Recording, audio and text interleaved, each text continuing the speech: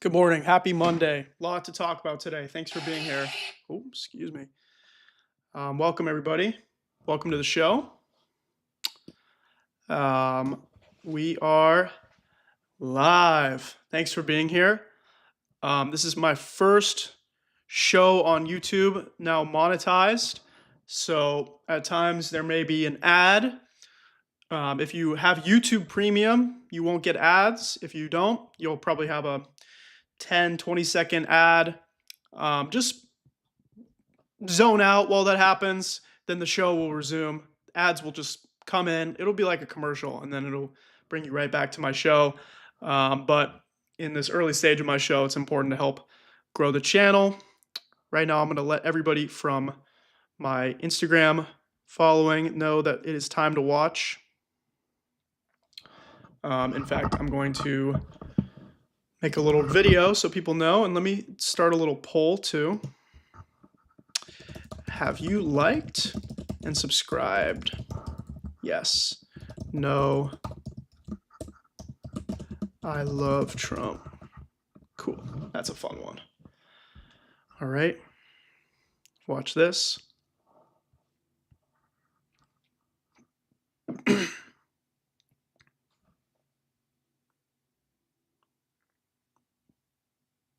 Good morning, good afternoon, good evening from wherever you're watching. I'm live on YouTube right now. Search Josh the Progressive or go to the link in my bio. We're covering Donald Trump's visit to the Middle East. He spoke in Israel. He's speaking in Egypt. We'll be watching all of that. Will the ceasefire hold? Is this just a plan for total annexation and displacement of Palestinians? Absolutely. We'll be diving into that as well. Come watch right now. We'll also be talking about the continuing government shutdown and ICE raids taking place all across the country. Once again, that's Josh the Progressive on YouTube, or just go to the link in my bio, click the link. You can watch on your phone, tablet, TV.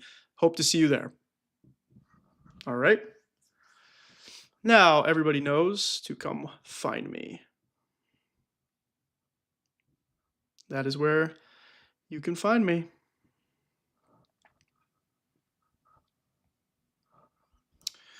Sweet. Hopefully everyone's finding it okay.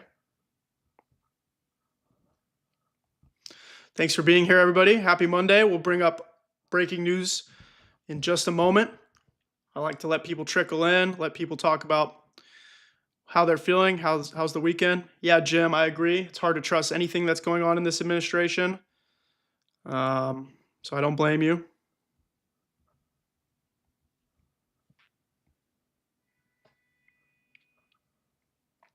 I don't blame you at all for feeling that way. In fact, that's a totally valid thing to feel.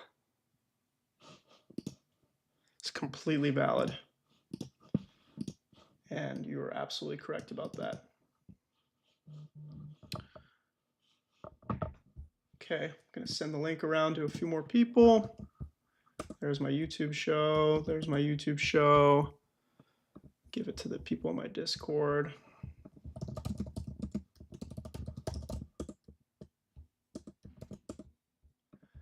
Awesome.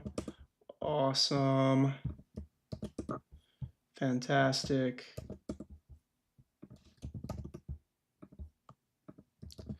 Fantastic.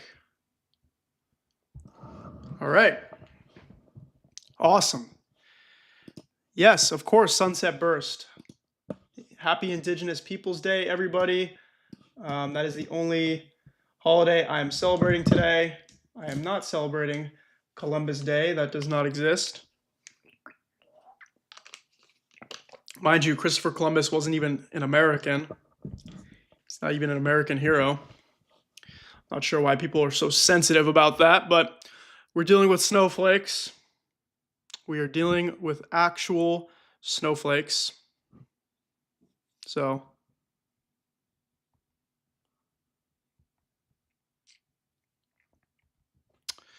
all right, let's just dive right in. Let's take a look at, this is Trump in Israel from earlier. חברי הכנסת והקהל מתבקשים לקום. Members, please stand up. The Honorable President, the Honorable Speaker of the Knesset,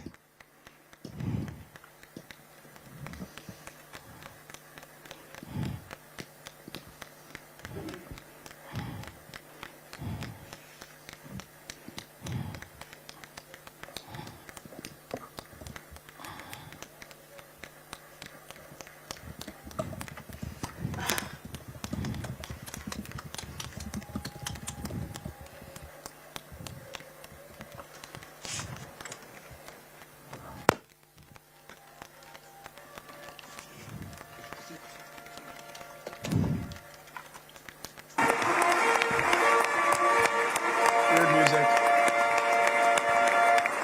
Yeah, happy Canada's Thanksgiving.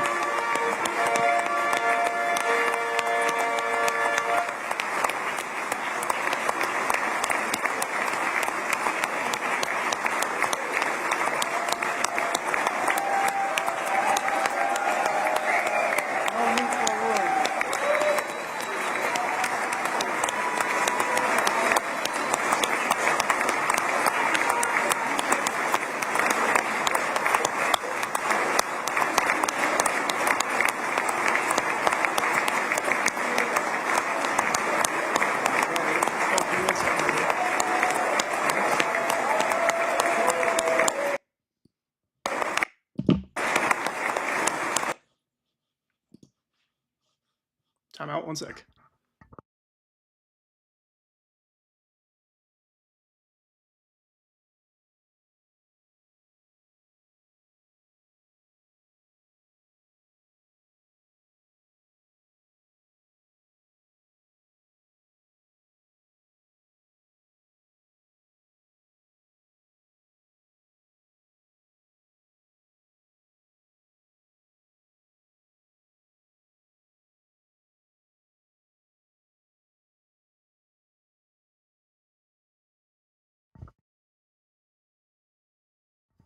Sorry about that. Let's continue. The President. See Miriam Edelson there on the balcony.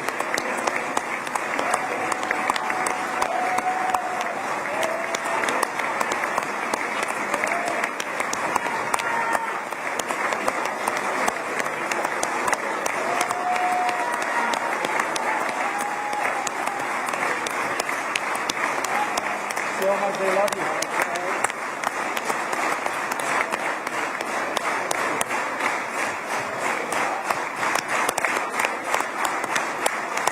These psychopaths.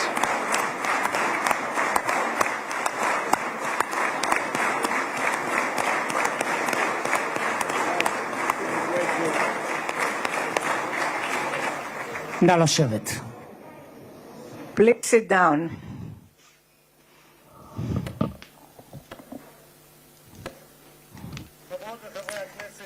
Knesset members, today is Monday, 13th of October 2025, and I'm intending to open the special session of the Knesset in honor of the President of the United States, Mr. Donald J. Trump.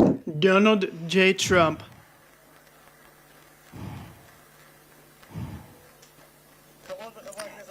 Dear Knesset members, I would like to remind you that this is a special session and therefore there will be no disturbances, and whoever will disturb the session will be expelled from the session.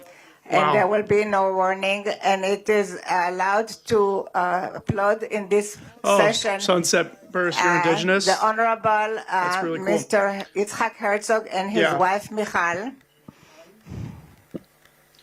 No, it's frustrating, especially because most of these religious extremists in the region, specifically the Israeli government, they claim that they are indigenous to the land. While yes, there is a Jewish lineage to the Middle East, if you consider the fact that, ancient Hebrews lived in that area. There's no connection between those people and the people who are running the Israeli government, who come from all different parts of the world as part of the Zionist colonial project. the Honorary the Prime Minister Benjamin Netanyahu and his spouse Sarah.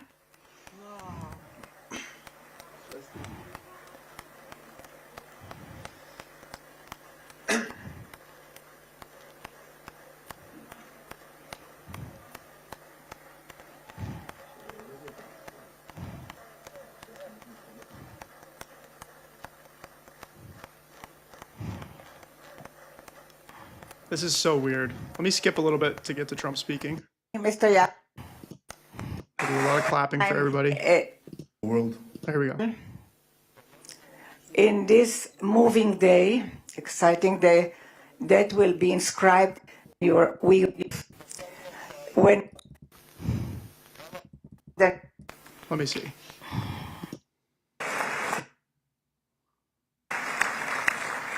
A proposal that ends the war by achieving all our objectives. A proposal that opens the door to an historic expansion of Thanks, peace Jordan. in our region and beyond our region. Mr. President, you are committed to this peace. I am committed to this peace. And together, Mr. President, we will achieve this peace. What a psychopath, man. We've done it before. We've done it before in the Abraham Accords, and we'll do it again. Mr. President, today the Jewish calendar marks the end of 2 years of war. That war began on October 7th, on the Jewish festival of Simchat Torah. You always tell me, and you tell the world, remember October 7th. We remember. Mr. President, we remember. Oh, We remember the thousands of Hamas terrorists who stormed into our towns and kibbutzim. We remember the 1,200 Trump looks bored as fuck. I'm pretty sure he really just wanted that Nobel Peace Prize, and now that he didn't get it, he's like, what was the point of all this? He looks super bored. people Hamas savagely slaughtered in cold blood, including dozens and dozens of Americans. We remember entire families burnt alive as they embraced each other. We remember the beautiful young Israelis brutally gunned down at the Nova Music Festival. We remember the hundreds of our citizens who were dragged into the dungeons of Gaza, including 12 The dungeons of Gaza. Now they're just making stuff up like there's some dungeons. Americans, men and women, young and old, babies and elderly Holocaust survivors. My friends, Mr. President Donald, these monsters take babies as hostages. In response to this barbaric attack on October 7th, Israel did what it had to do. With indomitable courage, we set out to defend our people, to defeat our enemies, and to release our hostages. Our heroic soldiers fought like lions. They fought on the front lines of civilization and barbarism. Israel achieved amazing victories over Hamas and the entire Iran terror axis. Sinwar, Dev, Hania, Nasrallah, Assad, they're all gone.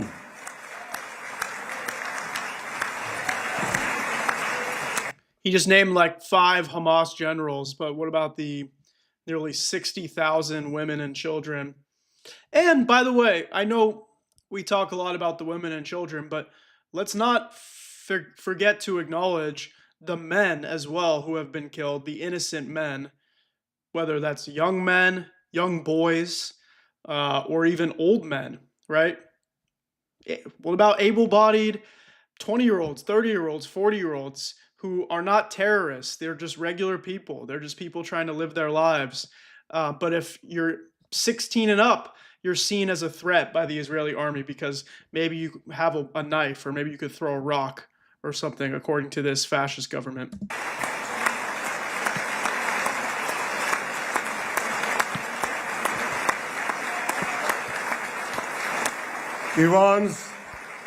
Iran's nuclear weapons and ballistic missile program with enormous help, Mr. President, rolled back.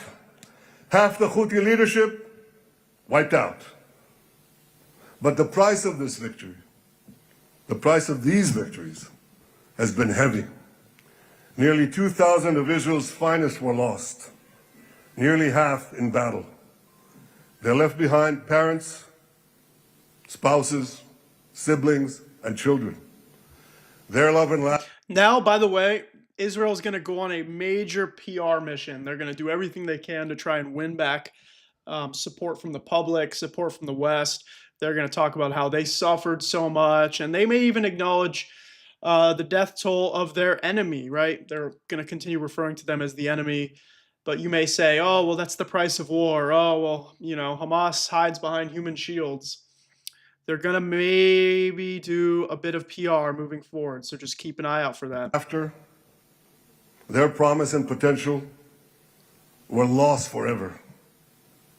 To the families of our fallen fighters, many of them are here, I say, I know the depth of your pain. I know the inconsolable grief that will accompany you for the rest of your lives. The state of Israel bows its head in eternal gratitude to our fallen heroes. Because of these heroes, our nation will survive. Because of these heroes, our nations will thrive. And because of these heroes, our nation will have peace. Mr. President, thousands of our brave soldiers were also wounded, suffering terrible blows to body and soul. Brave soldiers like Ari Spitz. Ari is an American. Ari is an American Israeli who was injured. How about the Americans who were held hostage by Israel?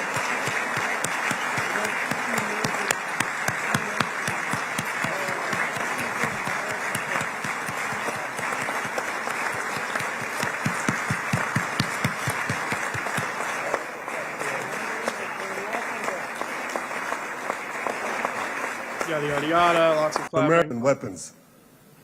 2 of Ari's comrades were killed in this action, and 10 were injured.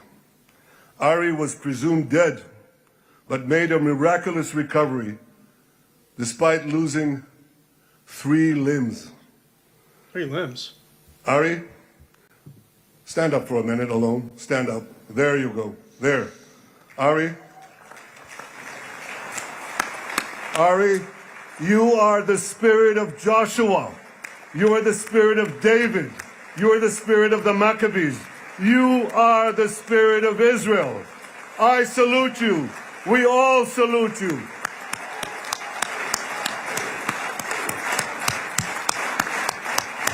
What a psychopathic Congress they have. How do you pronounce it? The Knesset? The Kisnet? Sabine Tassa of Kibbutz Netiv HaSara is watching us today from the Israeli consulate in Los Angeles. Sabine lost her husband and her oldest son on October 7th. She is the mother of 3 other boys. 2 of them, Koren and Shai, witnessed their father jump on a Hamas grenade to save his 2 sons. We all saw the film of those 2 boys crying out in pain. Father is dead. Why? Why did God save me? Hey, Sunset Burst, thank you for the amazing $5 super chat on YouTube. And by the way, everybody watching on TikTok, come join on YouTube. Just search Josh the Progressive or go to the link in my bio to actually watch the breaking news feed that we have of Trump in the Middle East. You can actually watch on my screen if you come over to YouTube. So everybody on TikTok, come to YouTube. And when you land on the YouTube stream, let me know in the chat that you came from TikTok so I know you made it okay. Let's continue.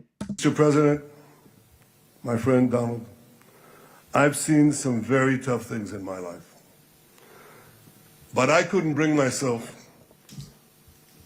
to watch those boys suffering again. So I didn't see this film except once. Yet Sabine, their mother, has had the strength and fortitude to show this film across the world. And my wife Sarah and I asked her, Sabina, how do you do it? Why do you do it? And she answered, I do it to show the entire world the monsters Israel is fighting and the justice of our cause. This is what she's doing once again in Los Angeles. Sabine, you can hear me now. So I want to tell you on behalf of all of us, you embody the spirit of our biblical heroines, Deborah, Ruth, and Esther. You too are the spirit of Israel, and we all salute you. He's using religion to invoke more fascism. He's abusing the religion of my ancestors. Mr. President, you asked me on our many conversations during the 12-day war with Iran, you asked me, how are the people holding up?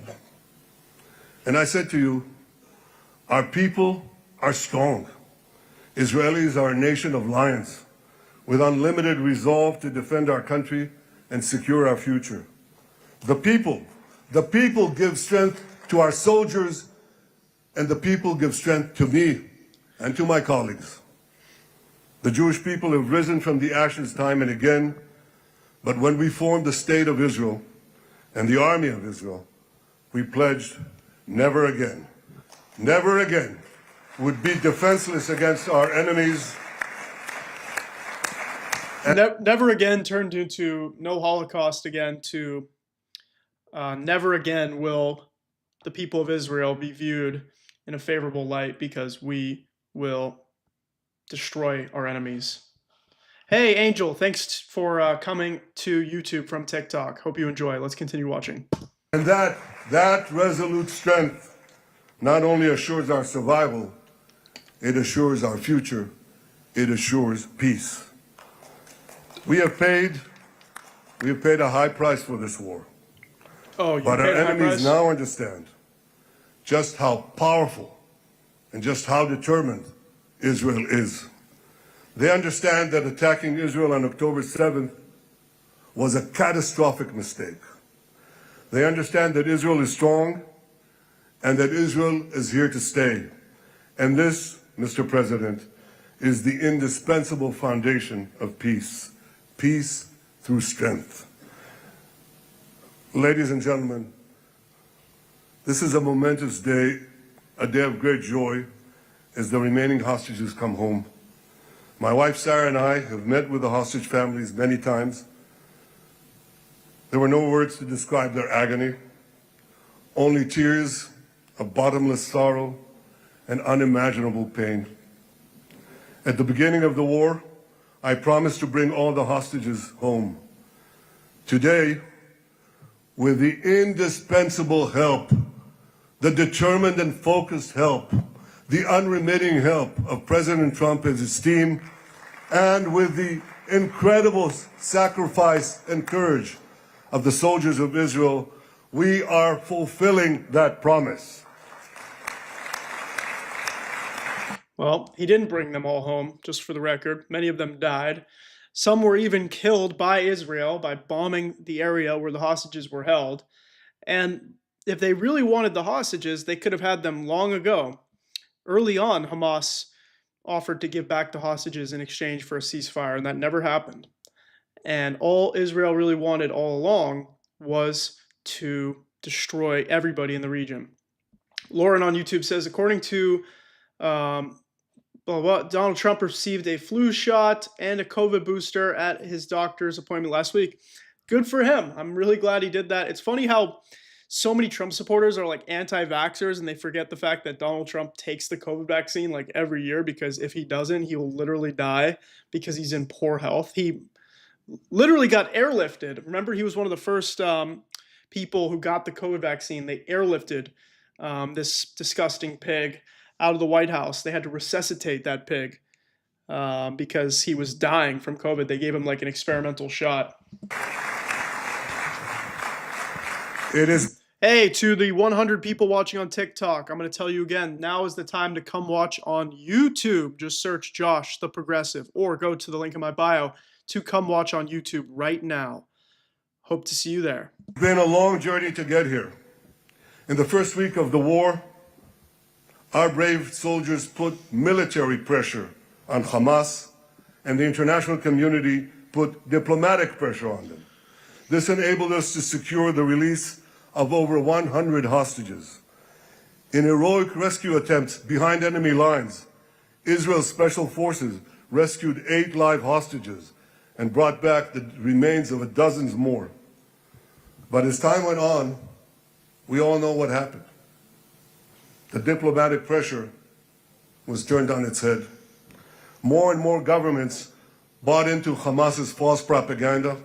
More and more governments succumbed to anti-Semitic mobs in their own countries. They just turned on Israel. They called for us to surrender to Hamas demands, just leave Gaza immediately, they said, end the war without committing to disarm Hamas, without committing to demilitarize Gaza. Had Israel succumbed to those demands, not only would Sinwar, Nasrallah, Assad, and Iran's missile and nuclear program remain intact. Not only that, because in no time, the Hamas killers would be back on the border fence, ready to repeat the horrors of October 7th again and again, as they vowed to do. But just at that point of maximum pressure on Israel, a man named Donald J. Trump was elected President of the United States. They love Trump in Israel. They love Trump in Israel way more than people in America like him. I'll tell you that much. Trump could win in Israel every single year. And ladies and gentlemen, overnight, everything changed. Everything. These fellas right here. Mr. President, thanks to your unequivocal backing of Israel, we secured a second hostage deal within weeks of your election. And in the months that followed, we worked closely together to forge a path to bring the remaining hostages home and end the war. End the war in a way that ensures the disarming of Hamas, the demilitarization of Gaza, and that Gaza would never again pose a threat to Israel. 2 months ago, you fully backed my decision to send the IDF into the last Hamas stronghold in Gaza City. You shared my view that this military pressure would help free the hostages. And despite all the criticism, all the naysayers, we were right. Hamas caved in. And 2 weeks ago, you succeeded in doing something. Yeah, by the way, Trump is going to speak soon. He speaks right after Netanyahu. To those watching on TikTok, if you want to watch, I'm on YouTube. I have the live feed up on YouTube, so come watch me there. And by the way, everybody watching on YouTube, thanks for being here today. We just got the show started. We're going to be live for several hours. Thanks for being here. I'm an independent content creator. If you want to support my work, you can consider becoming a member here on YouTube, Patreon, or buy me a coffee, which is linked in my bio and the description of this YouTube video. Beyond that, be sure to share this live with another person. Make sure you click the like button. Make sure you're subscribed. Both are free. They just help boost the channel. They help make sure people can watch this. Let's continue watching here on YouTube. Israeli Prime Minister Benjamin Netanyahu celebrating this next phase of the genocide, which is not going to be an end to the war. It's going to be just a slowed down version of killing and oppressing Palestinians the way they did before October 7th. Here we go. Miraculous. You succeeded in doing something that no one believed was possible. You brought most of the Arab world. You brought most of the world behind your proposal to free the hostages and His end the voice war. just cracked. I want to thank Steve Witkoff, Jared Kushner, and Ron Dermer for their great contribution to this effort. Trump's like, oh, you make me stand up again, man. I'm so old and tired. Stop making me stand up, you stupid Jews. That's how he feels.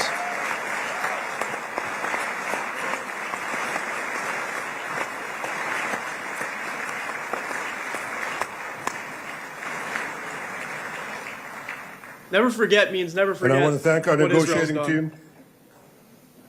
I believe that the close cooperation between the two of us, between our two nations, combining Israel's military pressure and President Trump's unmatched global leadership. I have to tell you, I've seen a lot of American presidents. I've seen them all in the time that I've been here, and I've been here quite a lot of time. I've never seen anyone move the world so quickly, so decisively, so resolutely as our friend President Donald J. Trump. They're really kissing his ass today. They're doing the whole like North Korea style ass kissing with Trump right now.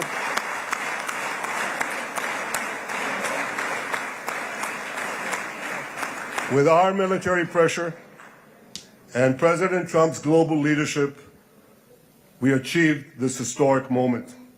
It's a moment of indescribable joy as our nation embraces our sons who are coming home.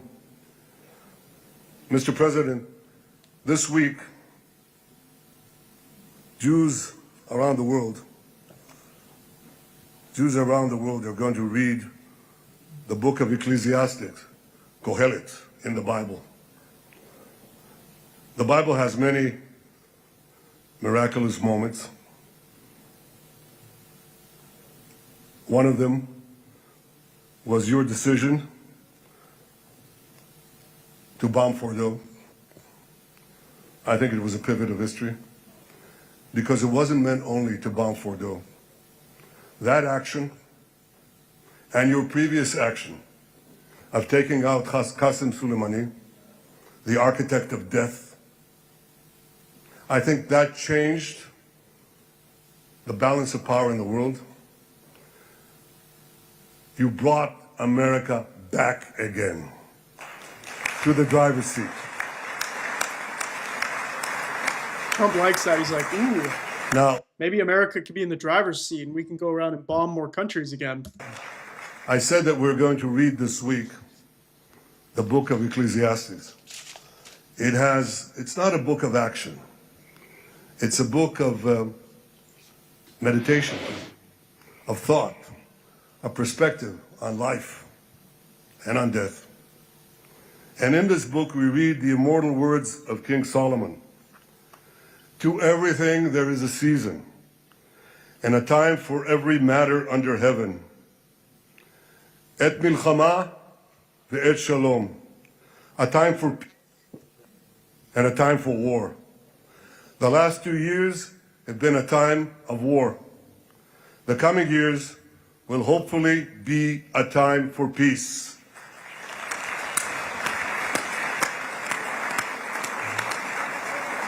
Peace inside Israel and peace outside Israel.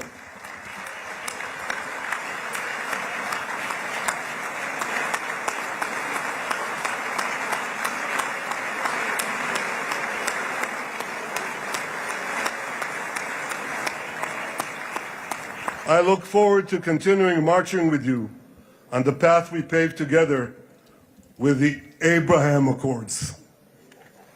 Under your leadership, Now he's mocking we him can for saying forge it wrong. new peace treaties with Arab countries in the region and Muslim countries beyond the region.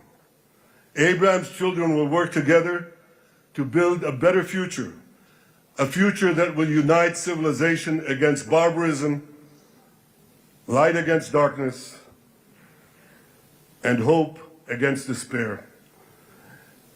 And my friends, I believe that with President Trump's leadership, this will happen a lot faster than people think. I don't think that's the As case. Prime no. Minister of Israel, People will I die a lot extend my faster. hand to hold those who seek peace with us. No one wants peace more than the people of Israel.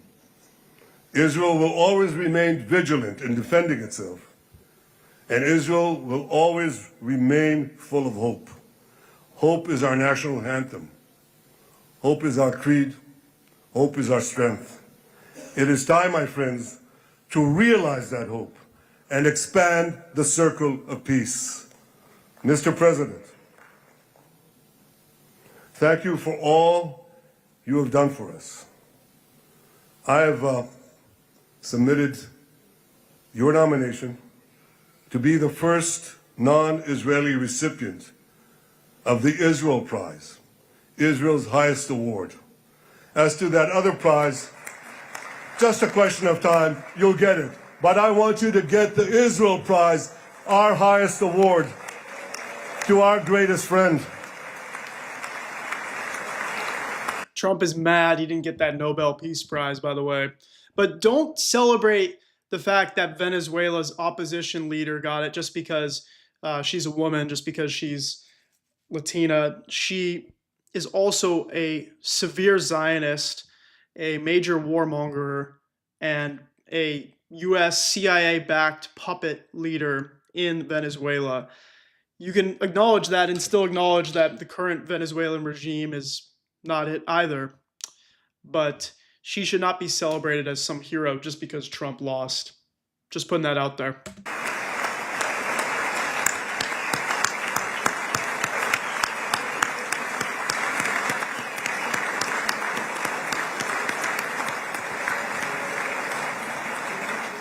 When others were weak, you were strong.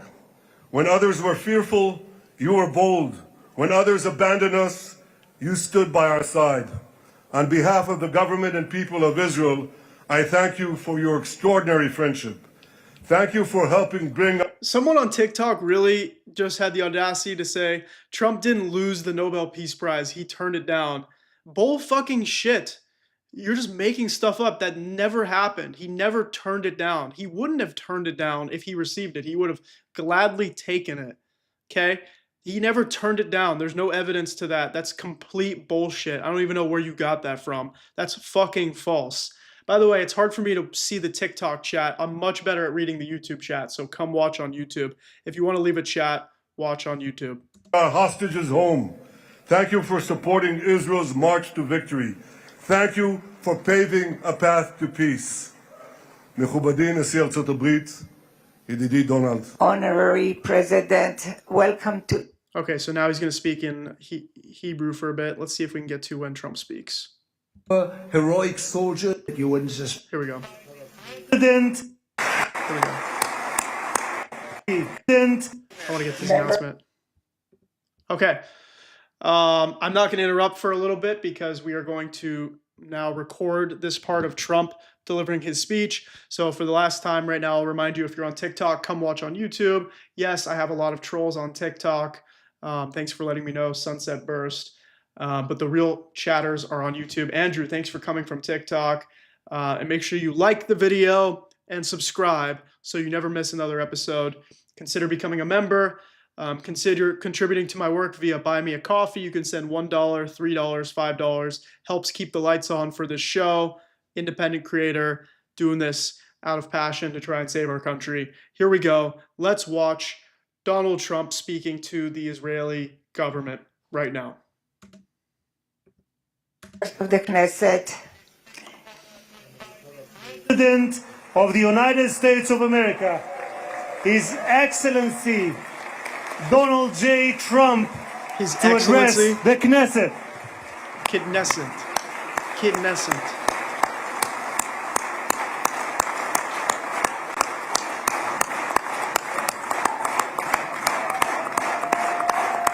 The way they clap in unison is pretty disturbing too.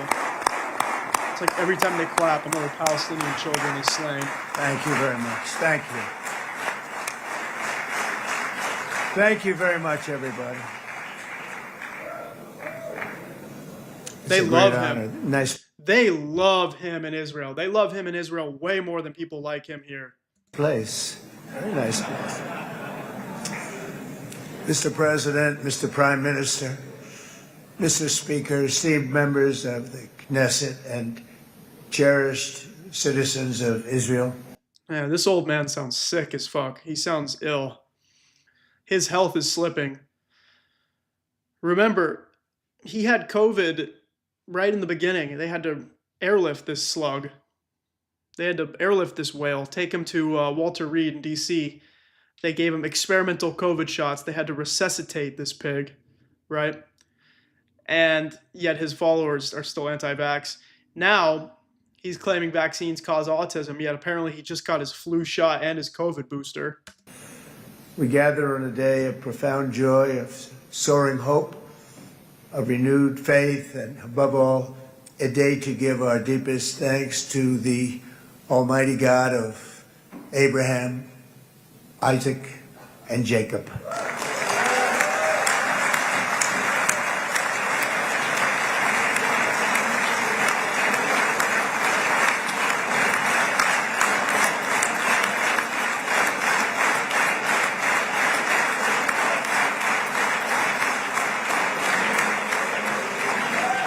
After 2 harrowing years in darkness and captivity, 20 courageous hostages are returning to the glorious embrace of their families, and it is glorious. 28 more precious loved ones are coming home at last to rest in this sacred soil for all of time. And after so many years of unceasing war and endless danger, today the skies are calm, the guns are silent, the sirens are still, and the sun rises on a holy land that is finally at peace, a land and a region that will live, God willing, in peace for all eternity. Everybody is celebrating this as a moment of peace. Yes, there is a temporary ceasefire, but mind you, there is no solution for the hundreds of thousands, if not millions of people in Palestine who are currently without any place to live.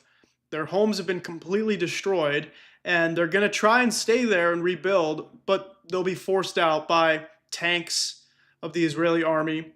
There's also U.S. boots on the ground now to facilitate the ceasefire, which is essentially going to be them cleaning people out. Who knows how long until we see casualties at the hands of U.S. soldiers killing Palestinians. That may or may not happen in the next few weeks.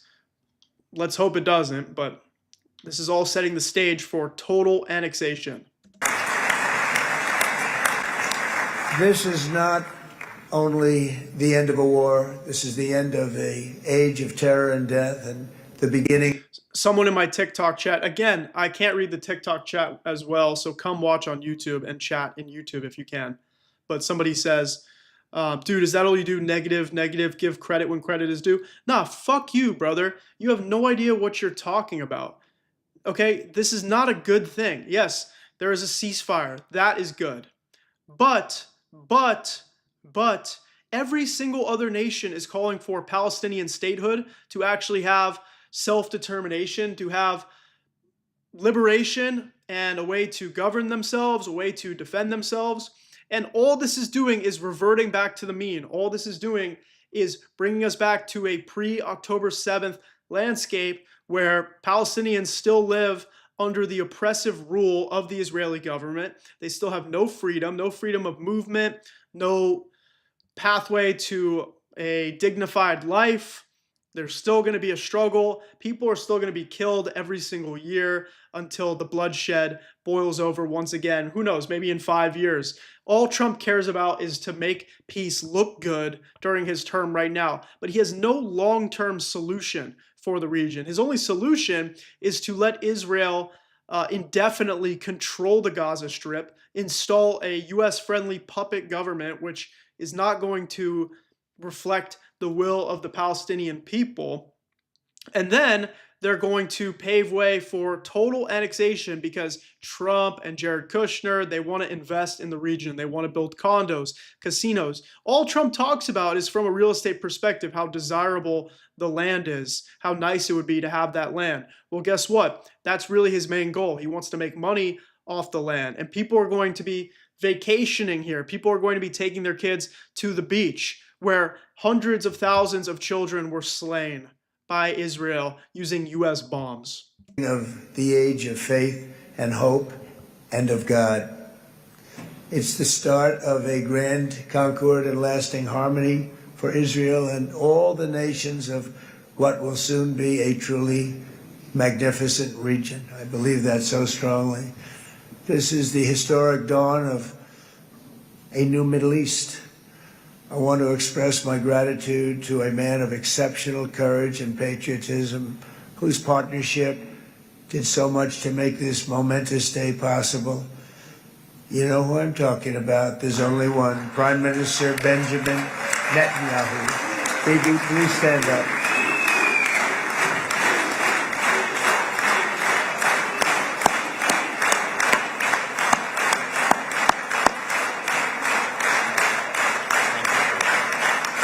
By the way, for anybody who says, oh, the people in Israel, they don't support the genocide. No, they all support Netanyahu now. And the only people who don't support him are just mad that he didn't get the hostages quick enough, or maybe he started killing Palestinians a little too fast for their liking.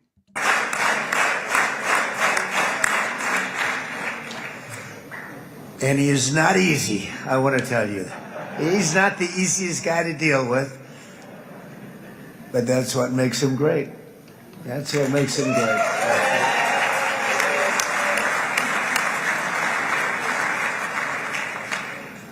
It must be so fun for Trump to go to a country where people don't actually hate him. Like 9 times out of 10, he goes somewhere where a majority of the population actually despises him, whether it's the United States, Canada, Mexico, the UK, France, etc. People hate Trump all around the world. No wonder there's no King's Day protests planned in other countries around the world. People are so unhappy with our president in their countries that they're taking time out of their days and their work weeks to protest our president. So Israel is like a nice change of scenery for him because they are obsessed with him over there. They love Trump in Israel. They love him more than Netanyahu. And he could rule that land. He could rule the Palestinians, be the dictator of the Middle East, no problem. Thank you very much, baby. Great job. Great job. Great job killing those brown kids.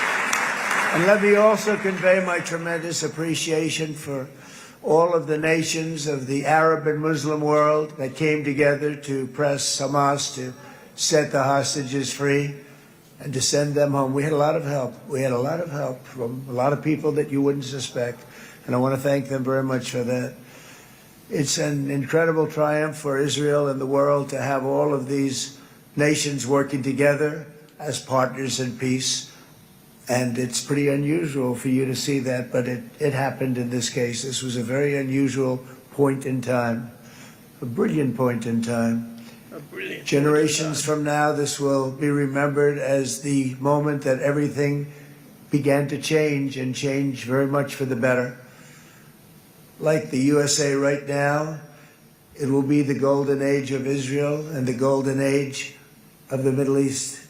Mind you, how is the US in the golden age when nothing is affordable, everything is way too expensive, people are literally getting snatched off the street and thrown into vans, and before you say, oh, well, they're just going after the illegals, bull fucking shit. They're arresting anybody they want with no due process. If you claim they were just the illegals, well, then it would be really easy to prove that they're only arresting illegals, when in reality, they're going after anybody they want. It's completely random.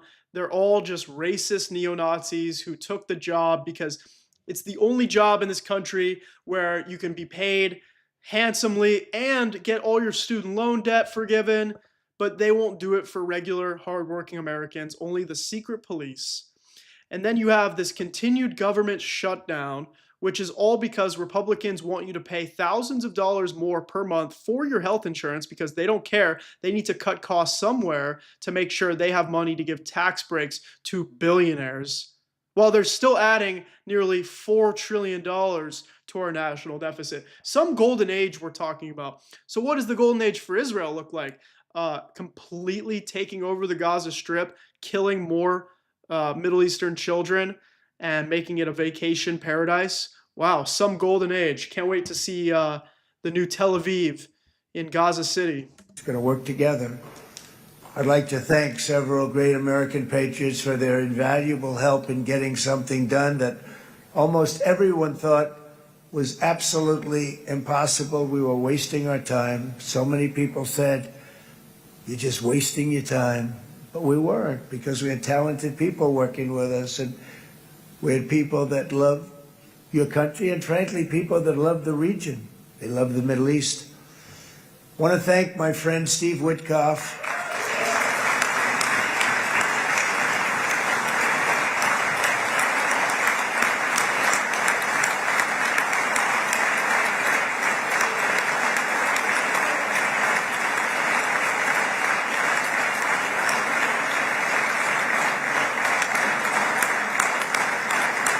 So much clapping, so much celebrating. Meanwhile, sure, the bombs may be stopped today in Gaza, but what about the fact that people are just starving and there's no way for food to get in? There's no way for anybody to make food because everything's destroyed. Are we going to start flooding Gaza with food like all the members of the House and Senate say they want to do? Because that clearly hasn't been happening either. You literally arrested American citizens who were trying to deliver aid. They weren't even trying to go to Israel, and you intercepted them in the ocean.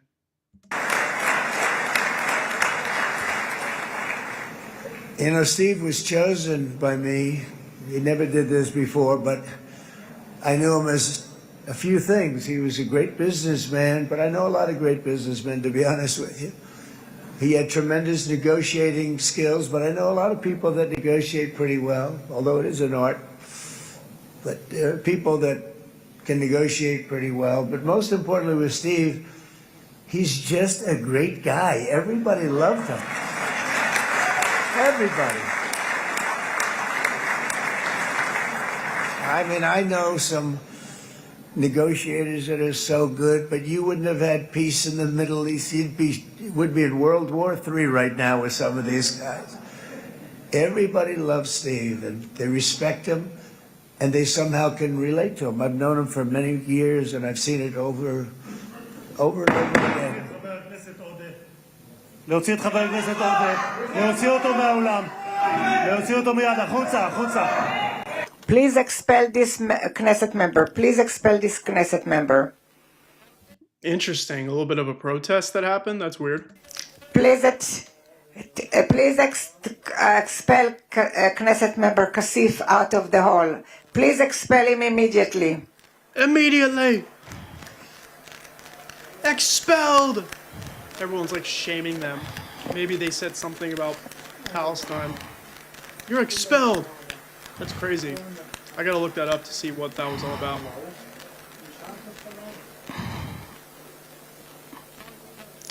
And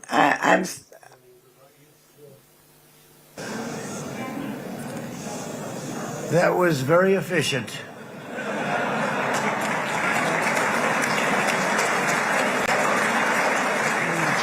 Trump likes how authoritarian it is here. Look how fast they kicked out a protester. That was very efficient.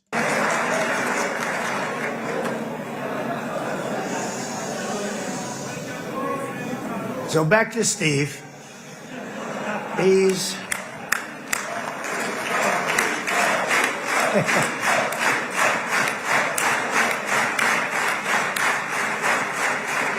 but I tell one story because he was so involved, and then we called in Jared. Okay, turns out it was two protesters, Ayman Odeh, an Arab Israeli and member of the Hadash Alliance, and Ofer Kasif, a far-left politician, the only Jewish member of the Hadash coalition. Odeh, the head of the Hadash party, held up a sign that said, "Recognize Palestine," and was ejected from the room. He later wrote in a post on the social platform X that he was calling for recognition of a Palestinian state as, quote, "the simplest demand, a demand that the entire international community agrees on. There are two peoples here, and neither is going anywhere." Kasif also posted on X that the protest was, quote, "to demand justice," accusing the Israeli government of occupation and apartheid against Palestinians. Quote, "refuse to be occupiers, resist the government of bloodshed," read that post, also translated from Hebrew. So it's good to know that there are at least some progressive members of the Israeli government that recognize from within what is happening is wrong, but we know it's not enough. And we need that brain on occasion. We got to get Jared in here. We got to get a certain group of people. But Steve started this all by himself. I call him Henry Kissinger, who doesn't leak. Okay? Henry is a big leaker. He leaked. Steve doesn't leak. Steve just wants to get the job done. He wants to do what's right. But I'll give you just a quick story because, as you know, he's working on the war with Russia and Ukraine, a war that would have never happened if I were president. A shame. 7,000 young soldiers a week are being killed. More than that this last week. It's a shame that it never happened. But it did happen, and we won the race, and I took over this horrible war that's been raging, and I thought it would be... Someone in my YouTube comment says, "Is this a Trump pep rally? Let him go live there." Yeah, as I was saying, they love him there, and he must be loving it because he knows he doesn't even get this kind of reception in his own country. If Trump had it his way, he would just go work in Israel because they love him there, and he's not used to that. He's used to being hated. Easily settled. I thought it was a hell of a lot easier than doing what we just did very successfully with Israel and a lot of other people.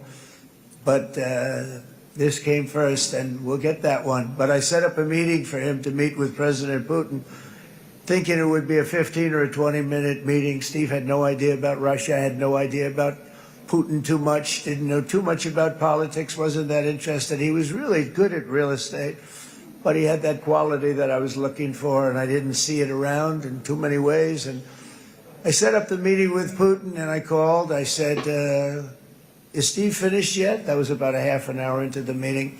"No, sir, he's not. He's still inside." This is in Moscow. I said, "Well, how's he doing?" "I don't know, sir. He's still inside." I called up an hour later. "Let me speak to Steve." "Sir, he's still with Putin. He's with President Putin." I said, "Wow, that's a long meeting, 1 hour." I called up an hour later. He was still with Putin. 3 hours later, he was still with Putin.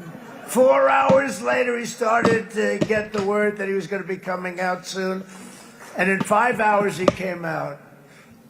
I said, "What the hell were you talking about for 5 hours?" And he says, "Just a lot of interesting things. We're talking about a lot of interesting things, including what he went in there for, but you can't talk about it for 5. You can talk about it for a certain period of time, and you know what you're getting. But that's a talent.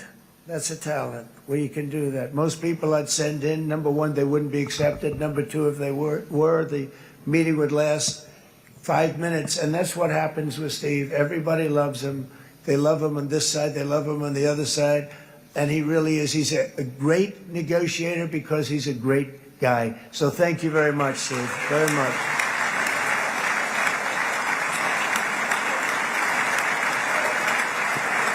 Just a psychopath.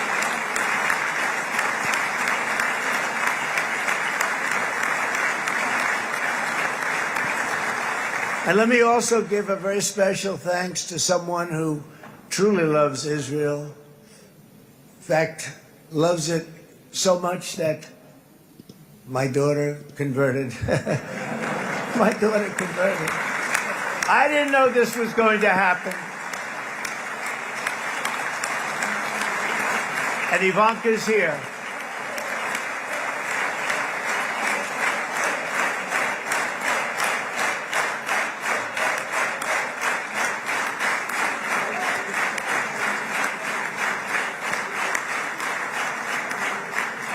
And Bibi, you do know this was not in the cards for me. You understand that. And she is so happy, and they are so happy. At least I think they're happy. If they're not, we have a big story, right? No, they have a great marriage, and they get along great. They're best friends. If Trump wasn't a pedophile and a genocidal maniac, he would be funny. But unfortunately, he's a disgusting human. They have a very special relationship. But Jared has been so helpful. He really did something very special. He established the Abraham Accords with a group of very wonderful people. I like calling it the Avraham Accords because people that... Hey, to the 116 people watching on TikTok, do me a favor. I want to see as many of you as possible. Come over to YouTube. I'm only going to keep the TikTok going for a little bit longer. So if you want to continue watching, I am live on YouTube. Just search Josh the Progressive. You'll find my channel. You'll find the live.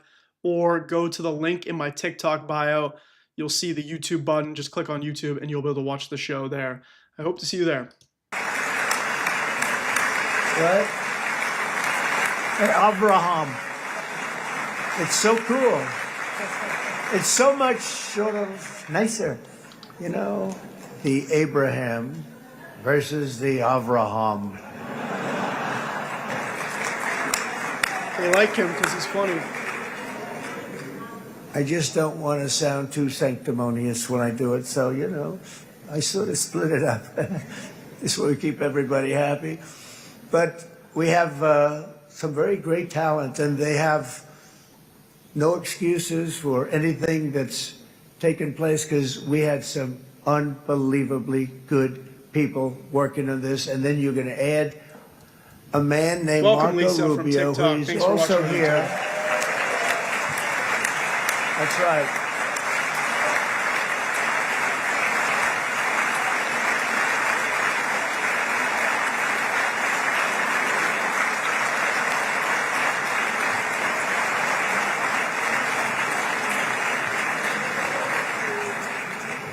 And I have a prediction that Marco will go down, I mean this, as the greatest Secretary of State in the history of the United States. I believe that.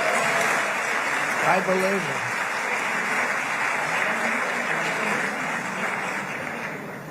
it. And he and I, you know, we really fought it out. You remember, he was tough. He was nasty. Who the hell thought this was going to happen, Marco, right? And now I'm saying he's going to go down as the... No, Jim on YouTube says they laugh at Trump because they don't take him seriously. I wish I agreed with you. Unfortunately, they take him very seriously there because they love him in Israel. They know that he is responsible for their potential annexation of Gaza. They know that he is going to be the one that is going to help expand their borders. He gives them all the money, all the weapons. Israelis get free health care while we pay for it. Same with their education. It's really sad that we don't have more in America while we allow this genocidal regime to have everything. Great as he will. He was always smart and sharp, and people respect him.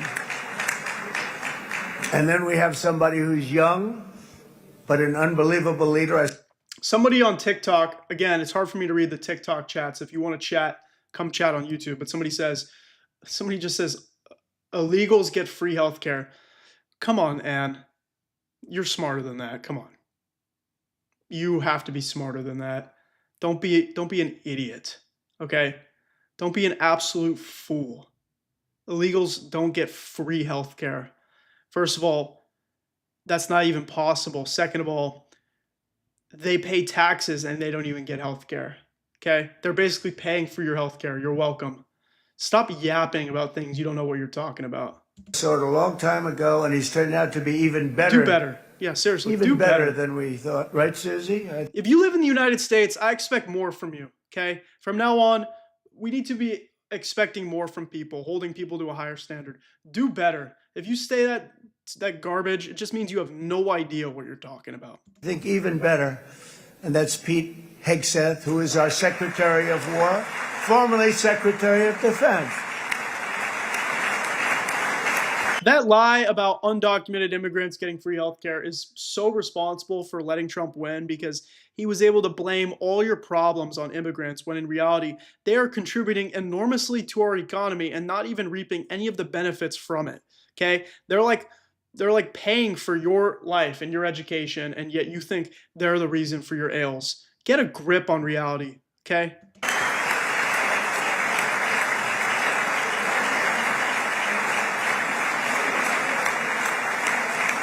Thanks to everybody for watching on YouTube right now. We got a lot of people here. And as you know, we decisively won World War I. We decisively won World War II decisively. And everything in between and everything before it, we won everything. And then they had the brilliant idea of changing the name from war, you know, it was war, to defense. And with that went a certain thinking. And we fought in a very politically correct way after that. We always had the strongest military, and now we have. In what way did the US fight in a politically correct way when we're still responsible for the Korean War, the Vietnam War, mind you, one of the deadliest wars in history that the US absolutely lost because we had no purpose getting involved in that war and just killed civilians at large and ultimately didn't do anything positive for the region.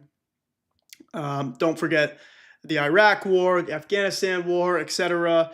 So politically correct of us to just continue blowing people up. Wow, we are so politically correct. Maybe if we change the name from defense back to war, we'll be able to bomb even more people. But so much for the no new wars president, am I right? Have a stronger military than we've ever had before because in my first term, I've totally rebuilt the military, every aspect of it. But we have, if you think, we settled 8 wars in 8 months. Hey, Andrew, you watched this already? I'm going to pull up the next portion of this shortly, too. So stick around because we're going to watch Trump's speech that he just gave after signing the treaty. I'm now including this one, by the way, if that's okay. They may say, well, that was quick, because yesterday I was saying 7, but now I can say 8. The hostages are back. The hostages are back. If you leave, come back. Be sure to come back in a little bit.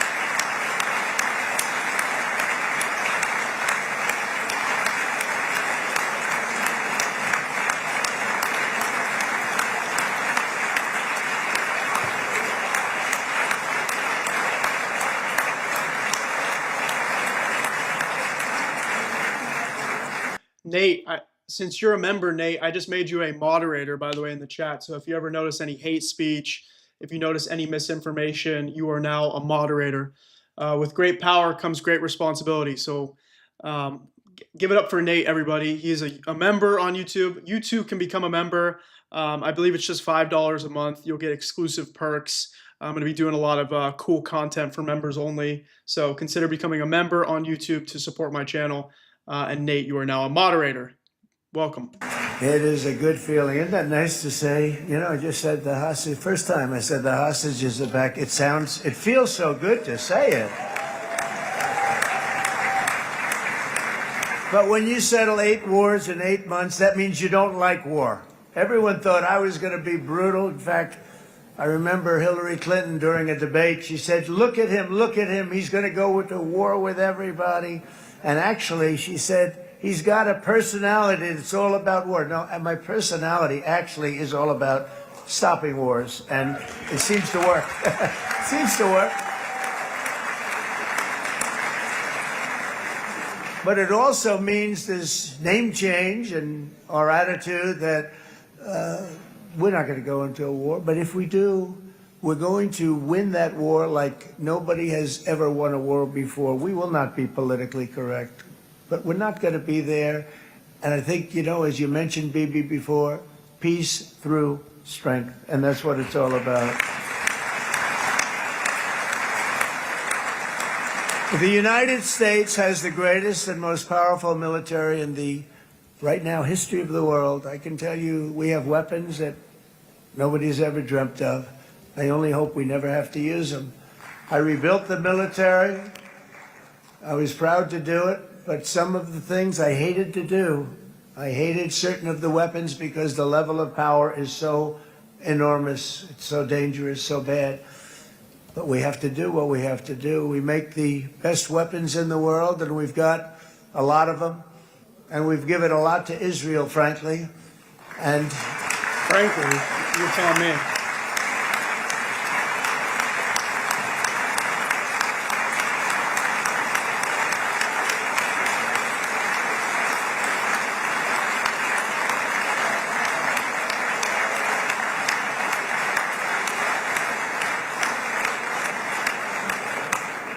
I mean, Bibi would call me so many times, can you get me this weapon, that weapon, that weapon? Some of them I never heard of, Bibi, and I made them. But we'd get them here, wouldn't we? And Everyone's like best. laughing. They think it's best. so And funny. Like that's how you know that they are so tone deaf. They are so disconnected from all the children that they've slain. But you used them well. It also takes people that know how to use them. And you obviously used them very well. But so many that Israel became strong and powerful, which ultimately led to peace. That's what led to peace. You're right. So as Like, we evidence celebrate for war today, let crimes. us remember how this nightmare of depravity and death all began. 2 years ago, on the eve of the Simchat Torah holiday, thousands of innocent Israeli civilians were attacked by terrorists, and one of the most evil and heinous desecrations of innocent life the world has ever seen, the worst slaughter of Jews since the Holocaust. Once The again, making it cruelty about of Jews. October 7th struck to the core of humanity itself. Nobody could believe what they were witnessing. The United States of America grieved alongside you, and we mourned for our own citizens who were so viciously taken that day. And to all the families whose lives were forever changed by the atrocities of that day, and all of the people of Israel, please know that America joins you in those two everlasting vows: never forget and never again.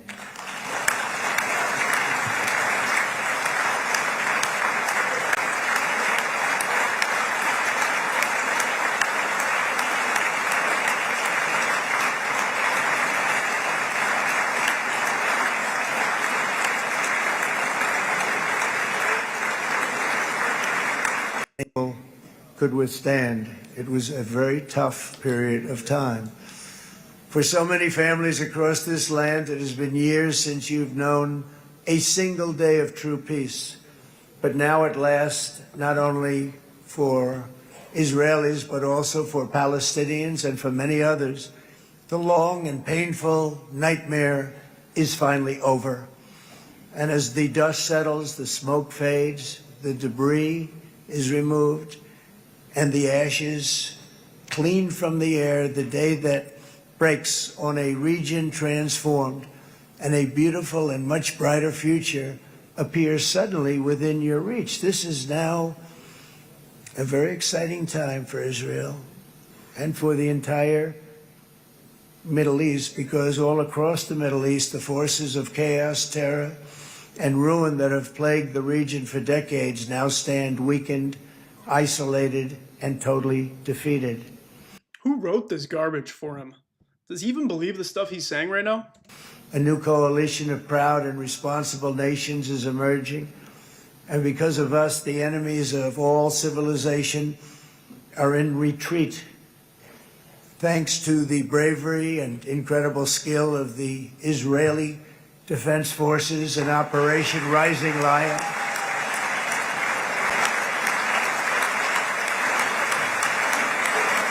Who's he pointing at? Are there IDF people there? Oh, it looks like there might be a few generals.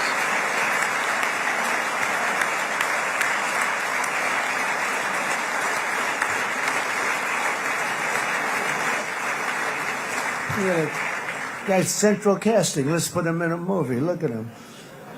Great job. And my people loved working with you. Loved Great it. job. They work so well together. But many of Iran's top terrorists, including nuclear scientists and commanders, have been extinguished from this earth. And with Operation Midnight Hammer, boy, that's a great name for that, what we did last June. The United States military flew 7 of those beautiful B-2 bombers. They look so beautiful all of a sudden. They were always, I thought they were pretty planes. I had no idea they could do what they did. In fact, we just ordered 28 more of them. A little updated version. We ordered a whole pile of them. And almost 100 other planes went with them, including fighter jets. He didn't say anything about the teleprompter, Nate, but yeah, clearly he's reading off a script, also doing his regular Trump riffing. Clearly he got up for this occasion. He's excited about being there because he knows this is one country where they don't hate him, because he helped them accomplish this genocide. We had 52 tankers, big, beautiful, brand new tankers that were loading them up 4 or 5 times. They've traveled 37 hours back and forth, think of that. But we had tankers all over the sky for all the other planes. We had the F-22s, the F-35s, F-16s. We had a hell of a lot of planes.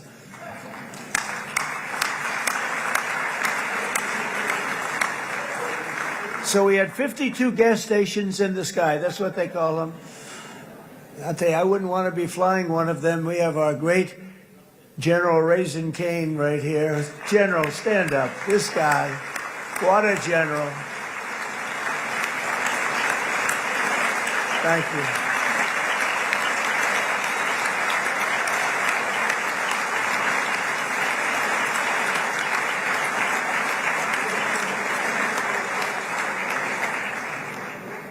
I asked General Cain, I said, you know, we're having problems with ISIS, and I was in Washington, and I asked, how long would it take I'll be right back. to Keep defeat watching. ISIS? And my Washington generals told me, 3, 4, maybe 5 years, sir.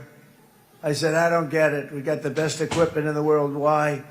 So I flew to Iraq, and I met with a man named Cain. He said, what's your first name? He said, they call me Raisin, sir.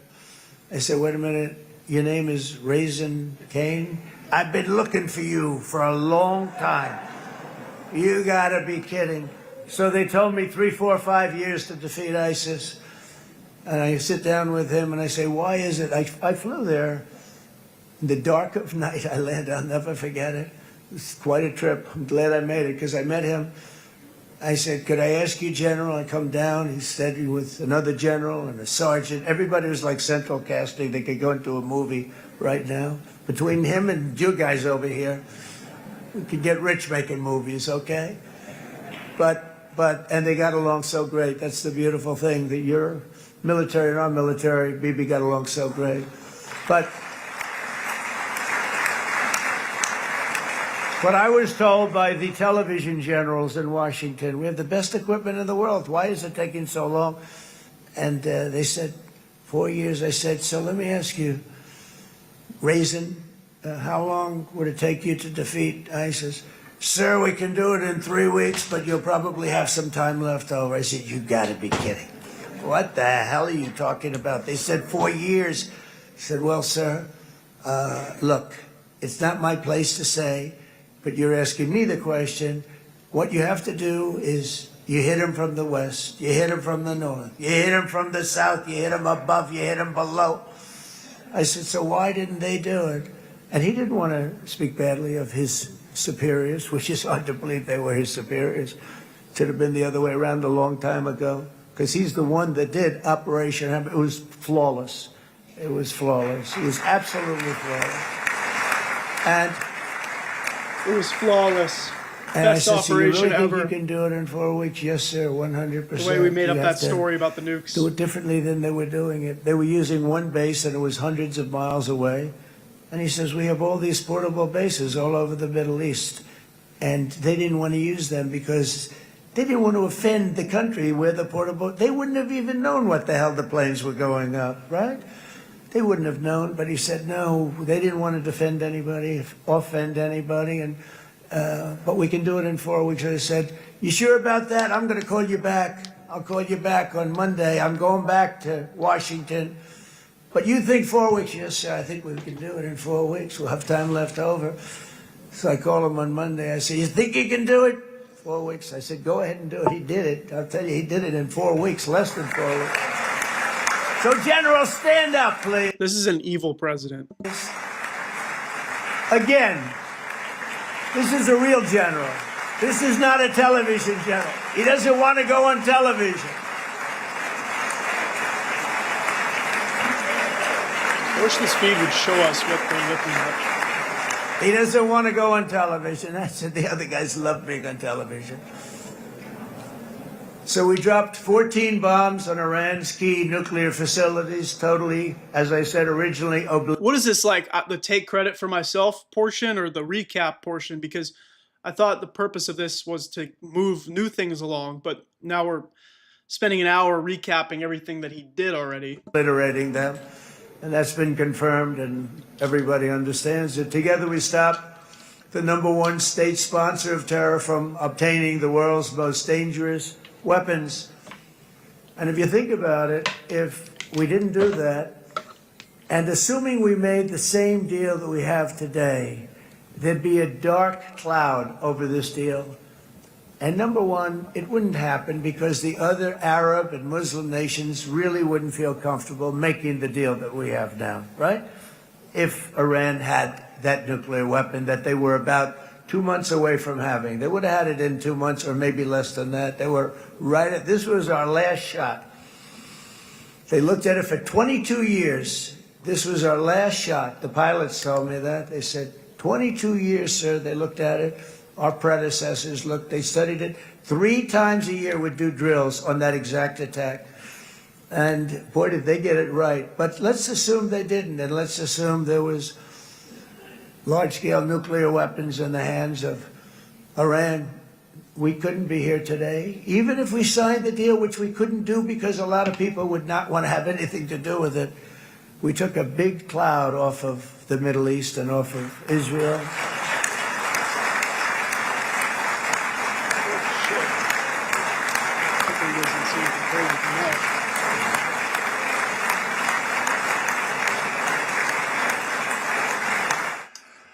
Give me 1 sec. And it was my honor to help. But isn't it true though that can you imagine the same? Let's assume maybe the same documents we had. Give me 1 sec. Everything the same, but you had somebody out there that was, in the opinion of everybody, all powerful in the Middle East. They took a big hit, didn't they? Didn't they take a big hit? Boy, oh boy. They got in from one side, from the other. And you know it would be great if we could make a peace deal. I'll bring it back 1 I sec. think that's very, would you be happy with that? Would it be nice, I think? Because I think they want to. I think they're tired. Somebody said, sir, they're starting their nuclear program again. I said, let me tell you something. They're not starting anything. They want to survive. The last thing they want to do is start digging holes again in mountains that just got blown up and start. They're not doing it. They want to survive, okay? But I think we have a chance. Steve, you, and I think Jared, come on, I'll call you back for another one. We always bring Jared when we want to get that deal closed. We bring Jared, but Steve, you and Jared and the General and Pete and Marco, you'll get that deal done easy. I think that'll be easy. But first we have to get Russia done. We got to get that one done. If you don't mind, Steve, let's focus on Russia first, all right? This is like We'll get it done. lunacy. In Lebanon, the dagger of Hezbollah, long aimed at Israel's throat, has been totally shattered. My administration is actively supporting Whoever wrote that the one, new that was so poetic. president of Lebanon in his mission to permanently disarm Hezbollah's terror brigades. He's doing very well. And build a thriving state at peace with its neighbors. And you're very much in favor of that, I know. And it's good things are happening there, really good things. And with this week's ceasefire, we've achieved the most challenging breakthrough of them all. The most challenging Hey, Mike, breakthrough thanks for maybe that ever. I mean, nice I've never seen comment here on anything like it. YouTube. I've been involved in a lot of success. I have never seen anything like what's going on today all over the world. People are dancing in the streets, not just in Israel. They're dancing in the streets of countries that would have never danced in the street about what's happening today. They're dancing in those streets. They're dancing in those streets. So this long and difficult war has now ended. You know, some people say 3,000 years, some people say 500 years, whatever it is. It's the granddaddy of them all. And in an unprecedented achievement, virtually the entire region has endorsed the plan that Gaza will be immediately demilitarized, that Hamas will be disarmed, and Israel's security will no longer be threatened in any way, shape, or form.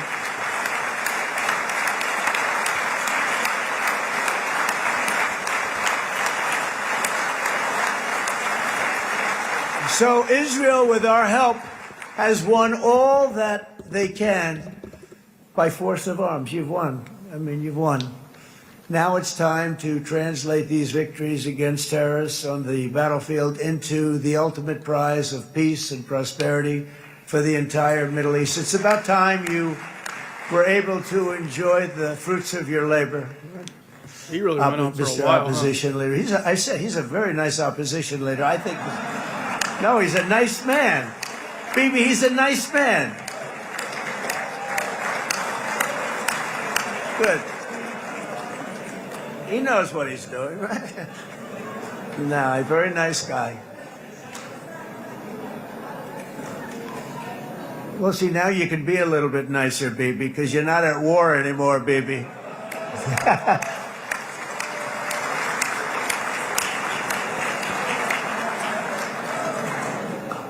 But only by embracing the opportunities of this moment can we achieve our goal of ensuring that the horrors of recent years will never happen again. You don't want to have to go through this again. 8 years ago, I came to this region on a very special first trip abroad as the President of the United States. I came here very early at your request. I addressed the leaders of the Arab and Muslim world gathered in Saudi Arabia and said that it was time to build a future free of the grip of extremism and terror. And interestingly, right now, as soon as I'm finished, I'm quite late. You've kept me quite late between opposition leaders and Bibi's brilliant but very long speech. What is the point of that dig? Your speech is way longer, by the way, and you're not even talking about anything substantial. I thought I was going to run up here, make a speech, and then head to Egypt. It didn't work out, though. And you made a pretty long one, too, Sarah.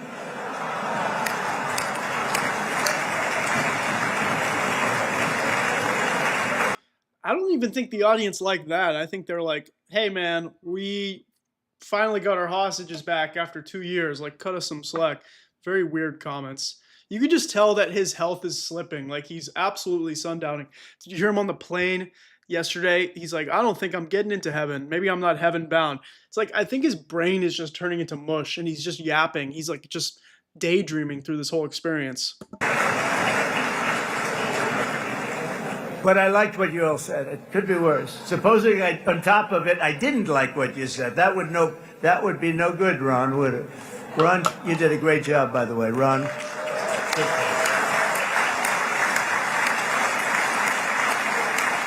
Yeah.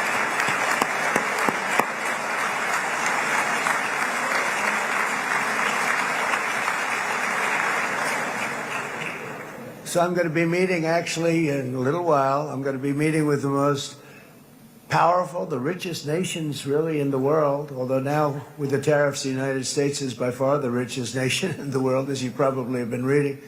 But the richest nations, most powerful nations, tremendous, headed by some tremendous people in many cases. Some cases I wouldn't say necessarily I would endorse, but I will tell you some incredible people that really helped us make this all possible. So I'll be going there. I'll be quite late.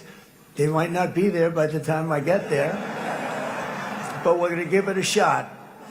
But the journey we started back then led to the crushing defeat of the ISIS caliphate, to the monumental Abraham Accords, and ultimately to the historic ceasefire this week, in which many of those same nations really played a very pivotal role, I have to tell you. Steve will tell you that. Jared will tell you that. Together we've shown that peace is not just a hope that we can dream about. It's a reality we can build upon day by day, person by person, and nation by nation. And because of that, the Middle East is finally ready to embrace its extraordinary potential. You have extraordinary potential in this region. It should now be clear to everyone throughout the region that decades of fomenting terrorism and extremism, jihadism and anti-Semitism have not worked. They haven't worked. They've been a disaster. They've just killed. They've killed. They've backfired completely and totally. They've just totally backfired. Everything that you thought, take it worst case, it's turned out to be worse than that. They have not worked. From Gaza to Iran, those bitter hatreds have delivered nothing but misery, suffering, failure, and death. They've served not to weaken Israel, but to annihilate the very forces that did the most to foment this hatred. And it's really, I mean, everybody that's tried it has become irrelevant.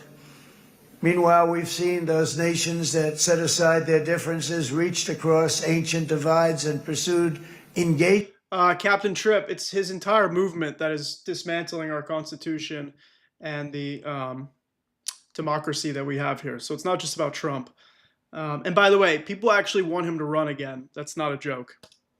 Are now among the most successful in the region. They're getting along with Israel, and they're doing great.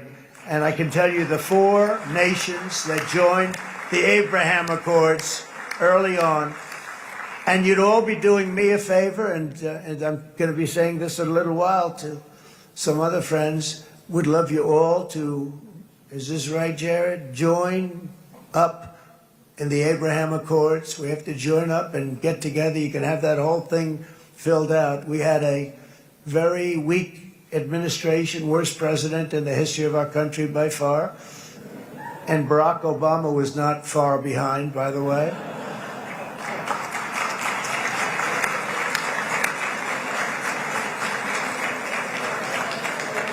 And they did nothing with this incredible document, the Abraham Accords, but now you can fill them up. Now you have peace, you have people that really like Israel. I'll tell you what, and they like Israel a lot more today than they did even 5 weeks ago. Like you've made a lot of, you've come back. You've come back strong because it was getting to be a little nasty out there in the world, and ultimately the world wins. You can't beat the world. Or I would say to Bibi, it's now time, and he understood it better than anybody, because ultimately, you know, the world's a very big place.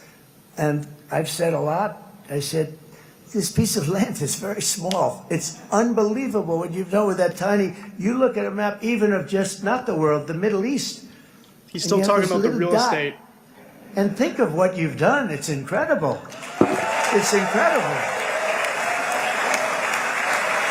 I would like an edit of him saying, think of what you've done, it's incredible, and all them clapping and cheering, and then just the bloodshed that we've seen over the past few months.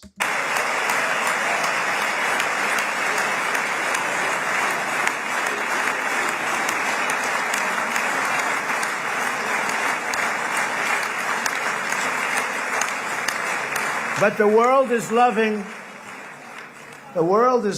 Israel again. And I said to Bibi, you know, the world is big and it's strong. And Ron, ultimately, the world wins. And we don't have to worry about that now. But there was getting to be a period of time over the last few months, you know, the world wanted peace and Israel wanted peace. Everybody did. Everybody did. And what a victory it's been, right? What a victory it's been. If you would have gone on for 3, 4 more years, keep fighting, it was getting bad. It was getting heated. The timing of this is brilliant. And I said, Bibi, you're going to be remembered for this far more than if you kept this thing going, kill. It would be it would not be the same. And I just want to congratulate you for having the courage to say, that's it, we've won. And now let's enjoy our lives and let's rebuild Israel and make it stronger and bigger and better than it's ever been before. We're going to do that. What do they need to rebuild? Everything is intact.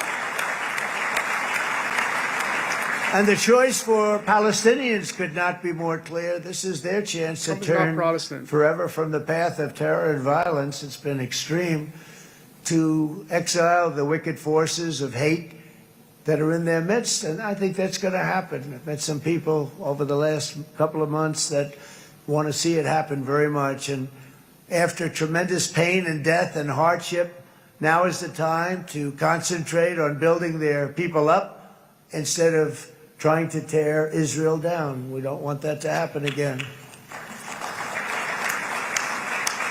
And the total focus of Gazans must be on restoring the fundamentals of stability, safety, dignity, and economic development so they can finally have the better life that their children really do deserve after all these decades of horror.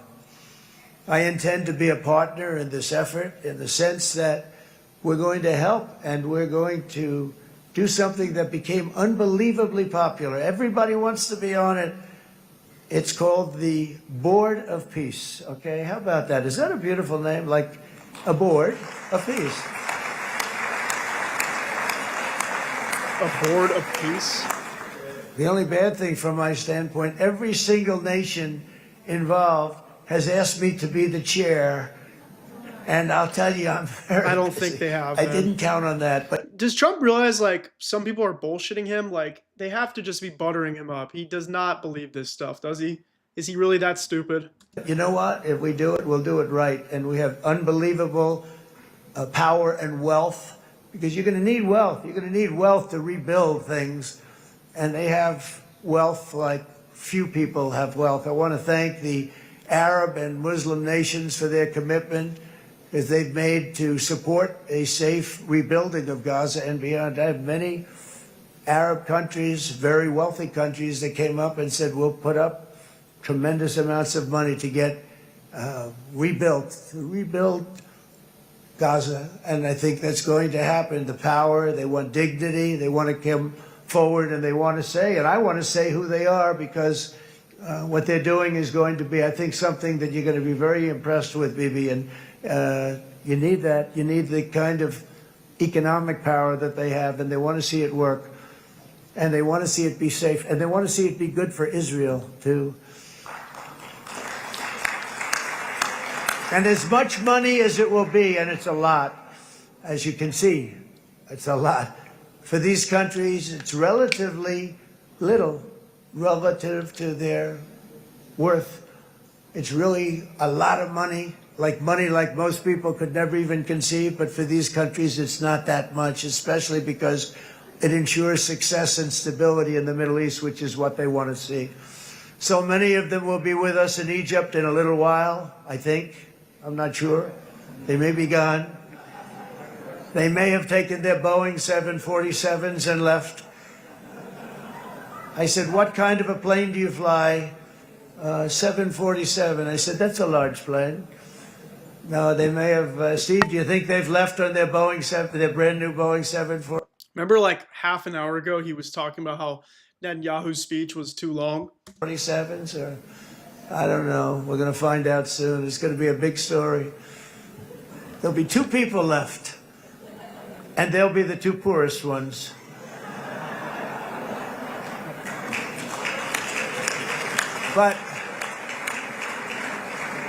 But it will be the wealthiest and most powerful group of nations. So the group that we have assembled, that's waiting for us, is the wealthiest and most powerful group ever assembled at one time. There has never been a group like this.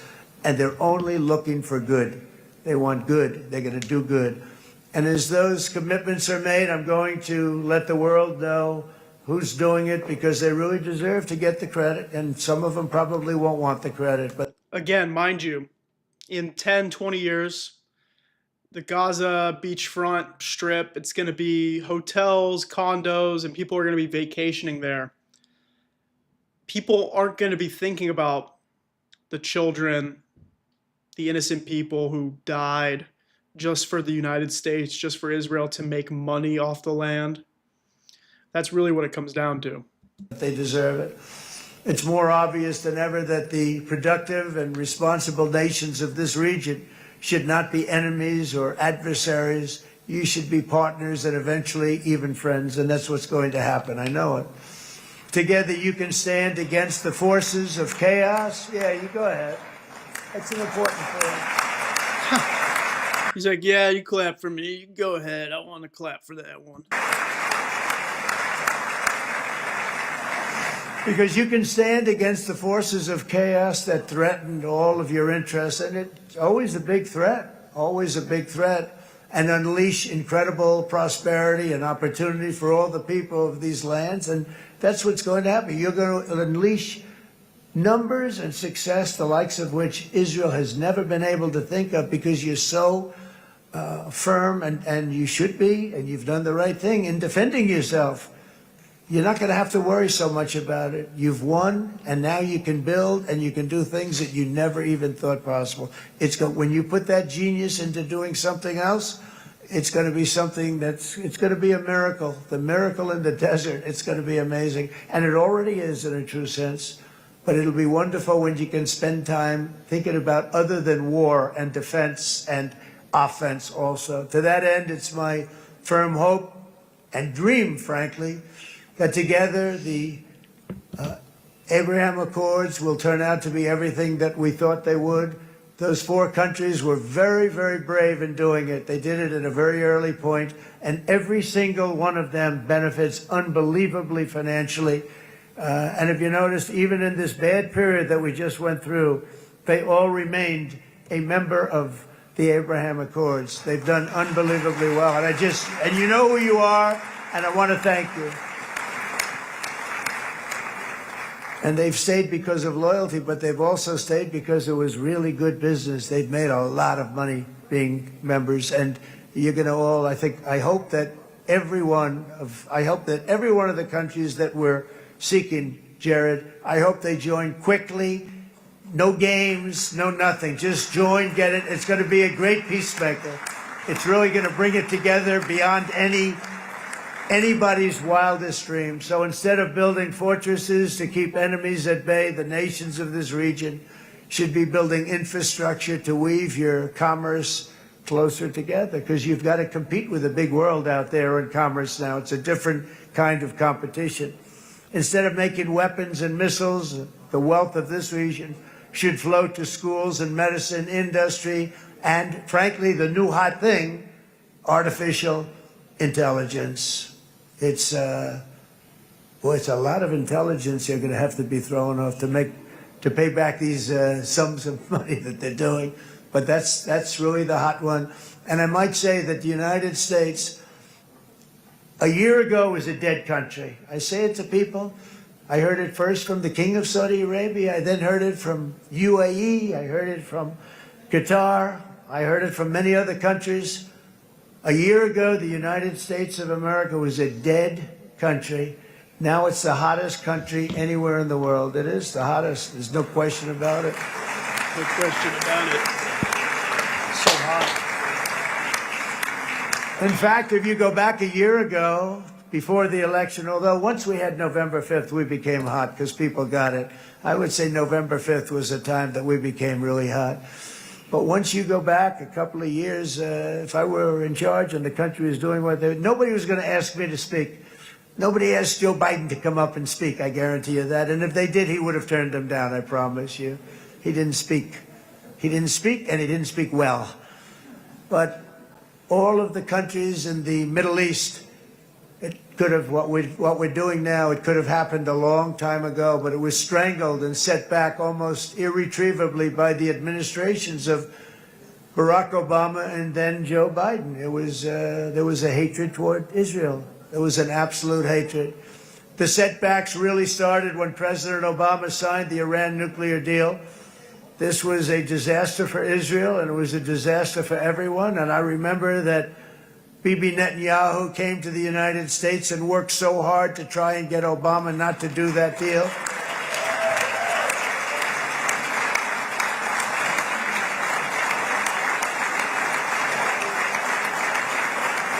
Now he's getting the so Israeli hard. cabinet to clap against Obama.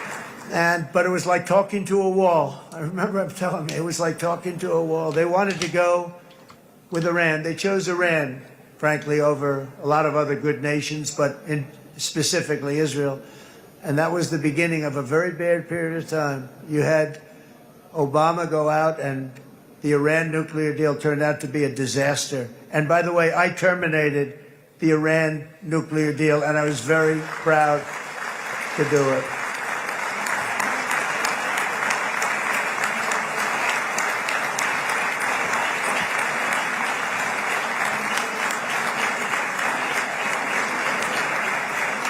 Yet even to Iran, whose regime has inflicted so much death on the Middle East, the hand of friendship and cooperation is open. I'm telling you, they want to make a deal. That's all I do in my life. I make deals. I'm good at it. I've always been good at it. And I know when they want. Even if they said, we don't want to make a deal, I can tell you they want to make a deal. All right, they do. They want to make a deal, and we're going to see if we can do something, because this is crazy what's happening, and we're not going to have this anymore. Neither the United States nor Israel bear the people of Iran any hostility. We merely want to live in peace. We don't want any looming threats over our heads, and we don't want to even think in terms of nuclear destruction. It's not going to happen, never will happen. There's nothing that would do more good for this part of the world than for Iran's leaders to renounce terror, stop threatening their neighbors, quit funding their militant proxies, and finally recognize Israel's right to existence. They have to do that. They have to do that. And to Iran, This is exhausting. and Probably as gonna you know, have to this call is it not said out of weakness. speech There's here. no weakness. But I'll I'm be going to say making this, that we are ready. regular content though on TikTok, Instagram, Facebook. So make sure you follow my other socials. It's going to be more of a regular content type day, and then I'll bring the live back tomorrow. When you are, and it will be the best decision that Iran has ever made. And it's going to happen. It's going to happen. And they're good people. I know a lot of Iranians in the United States. They're good people, smart, hardworking people. They don't want to see what's happened to their country. The story of fierce Israeli resolve and triumph since October 7th should be proof to the entire world that those who seek to destroy this nation are doomed to bitter failure. The state of Israel is strong, and it will live and thrive forever.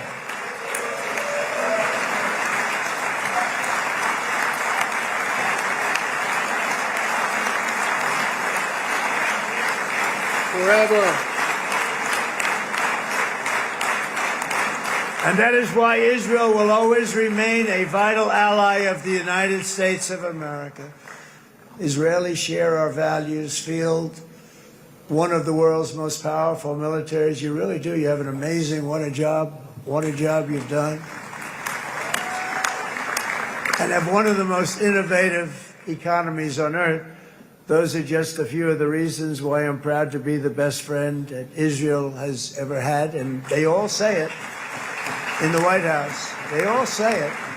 I guess it's true because everybody says it, baby. You said it today. Thank you. But as president, I terminated the disastrous Iran nuclear deal, and ultimately I terminated Iran's nuclear program with things called B-2 bombers. It was swift, and it was accurate, and it was a military beauty. I authorized the spending of billions of dollars, which went to Israel's defense, as you know.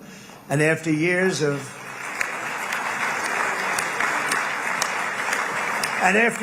broken promises from many other American presidents, you know that, they kept promising. I never understood it until I got there. There was a lot of pressure put on these presidents. It was put on me too, but I didn't yield to the pressure. But every president for decades said, we're going to do it. The difference is I kept my promise and officially recognized the capital of Israel and moved the American embassy to Jerusalem.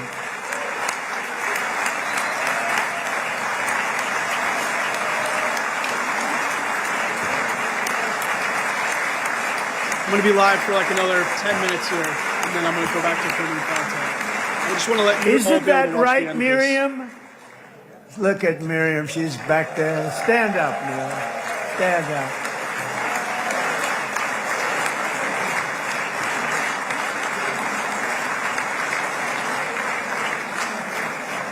Miriam and Sheldon, would come into the office. They'd call me.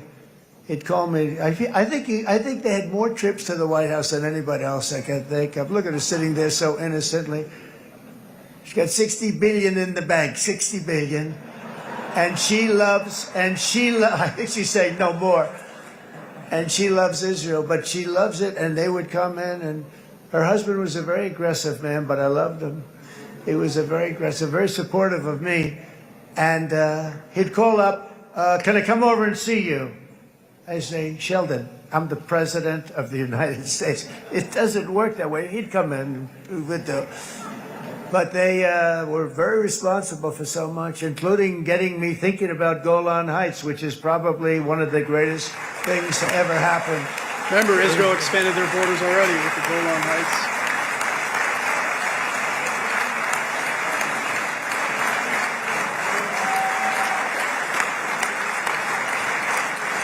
Miriam, stand up, please. She really is. I mean, she loves this country.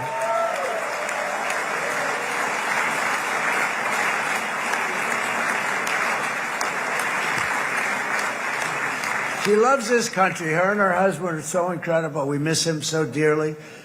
But I actually asked her, I'm going to get her in trouble with this, but I actually asked her once, I said, so Miriam, I know you love Israel.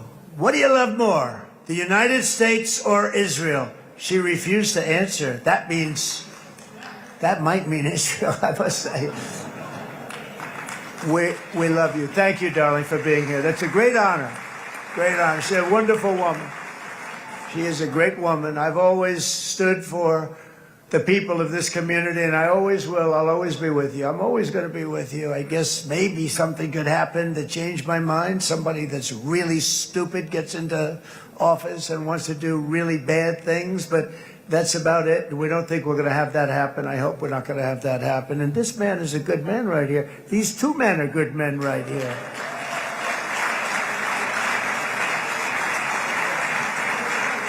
Hey, I have an idea. Mr. President, why don't you give him a pardon? Give him a pardon. Interesting. Very, very interesting. He's telling them to pardon Netanyahu. Come on.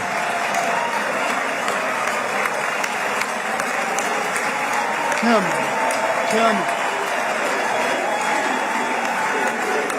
Some people are booing.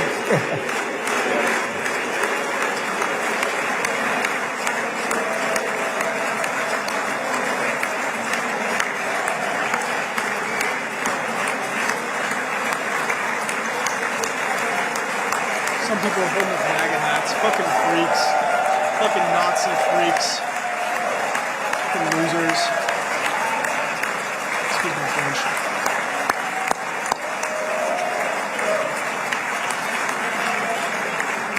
By the way, that was not in the speech, as you probably know. But I happen to like this gentleman right over here, and it just seems to make so much sense. You know, whether we like it or not, this has been one of the greatest wartime presidents. This has been one of the greatest wartime presidents. And cigars and champagne, who the hell cares about that?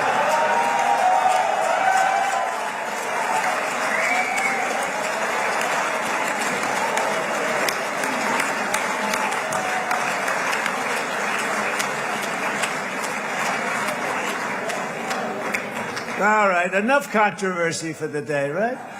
It's actually, I don't think it's very controversial. So, you know, I mean, I see so popular. You are a very popular man. You know why? Because you know how to win.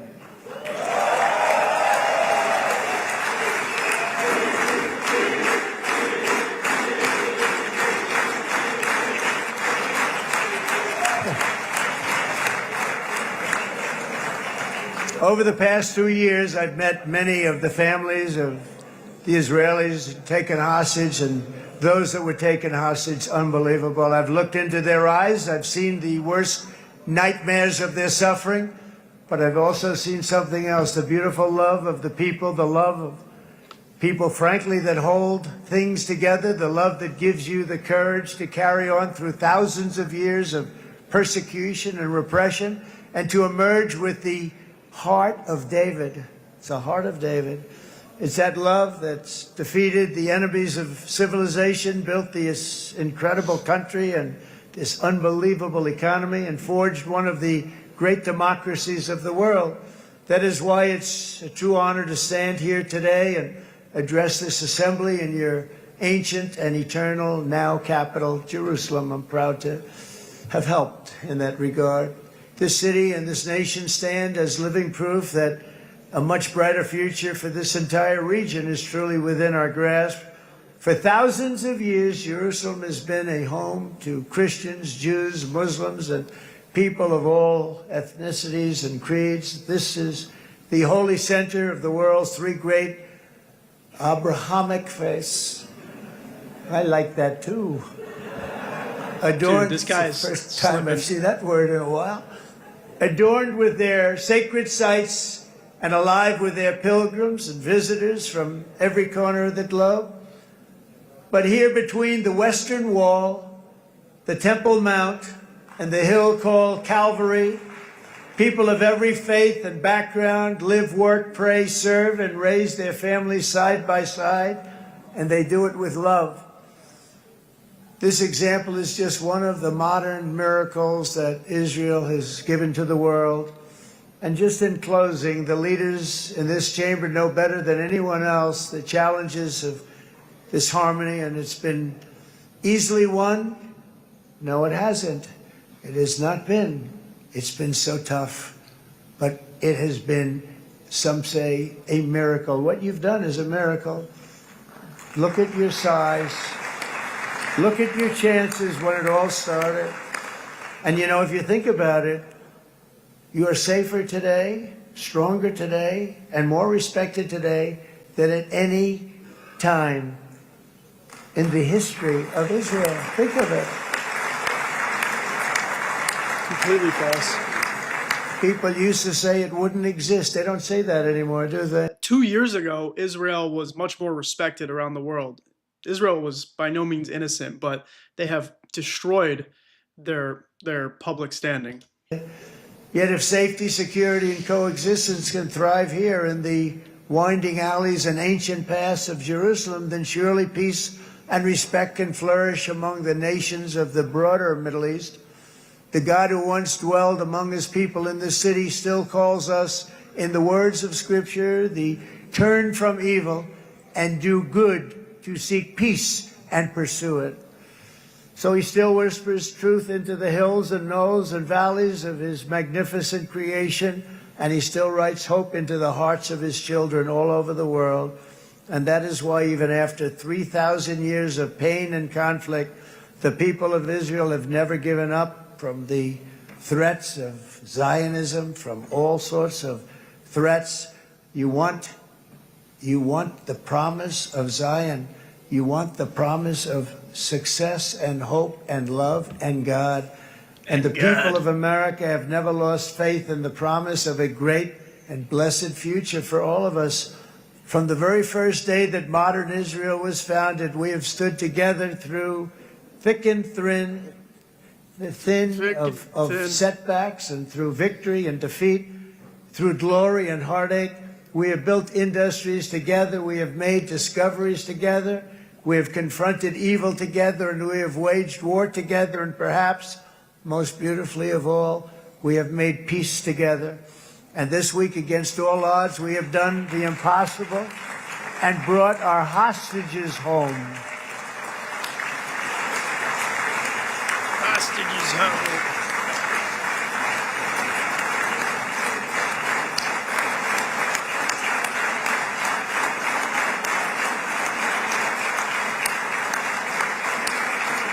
So now we're going to forge a future that is worthy of our heritage. We're going to build a legacy that all the people of this region can be proud of. New bonds of friendship, cooperation, and commerce will join Tel Aviv to Dubai, Haifa to Beirut, Jerusalem to Damascus, and from Israel to Egypt, from Saudi Arabia to Qatar, from India to Pakistan, from Indonesia to Iraq, from Syria to Bahrain. He needs you to remember all these peace deals that he signed. The Quote, United peace deals. Arab Emirates to Oman, and Armenia to Azerbaijan, another war that I just settled.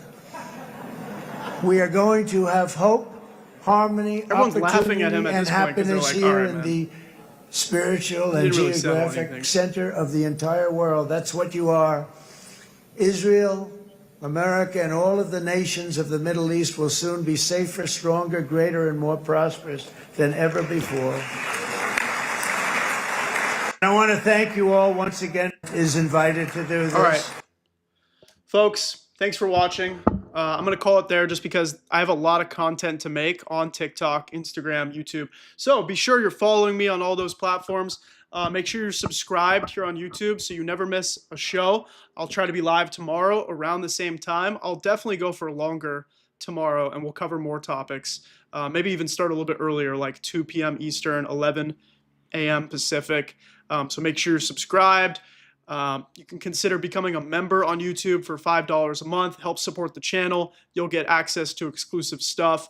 You can also support my work on Buy Me a Coffee. $1, $5 helps grow the channel as well. Thank you so much. Thank you, thank you, thank you. Thanks for being here. And we will see you on the next edition of The Progressive